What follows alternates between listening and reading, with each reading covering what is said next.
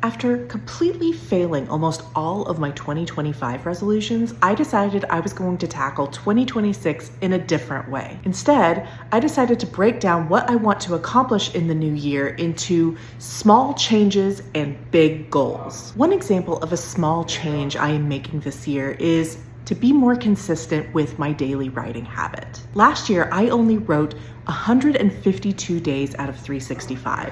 That's not a great ratio. This year, I am aiming to write 329 days out of 365, which equals out to about 90%, or 3 days off a month. And while that doesn't sound like a small change, more than doubling my consistency output, it is truly a matter of just reprioritizing writing and carving out specific time every single day to do my writing. On the other hand, one of my big goals for 2026 is to get my current work in progress, Seekers of Empyrean, which is my Monster of the Week inspired urban fantasy about a young woman with a rare magical ability who is recruited by a secret government agency to hunt down and stop a growing threat to the magical community.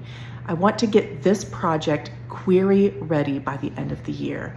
I'm currently about 60% of the way through draft 2, and I have created a detailed plan for the entire year to get through the rest of the revision process and ready to send out to agents' inboxes by the start of 2027. Another small change I am aiming to make in 2026 is to read 50 books in the new year. While that is a lower number than I read last year, I read most of the books that I read in 2025 in the first half of the year. However, it was in June, after I finished the first draft of Seekers of Empyrean, that I realized reading was taking up too much of my time and energy, and I was not able to focus on my writing as much as I wanted if I was spending so much time reading. So I decided to take a step back and reprioritize writing. But what that meant is that I wasn't doing any reading at all. So this year, I would like to be more consistent with my reading and spread it out over the entire year. Meanwhile, another big goal for 2026 is to host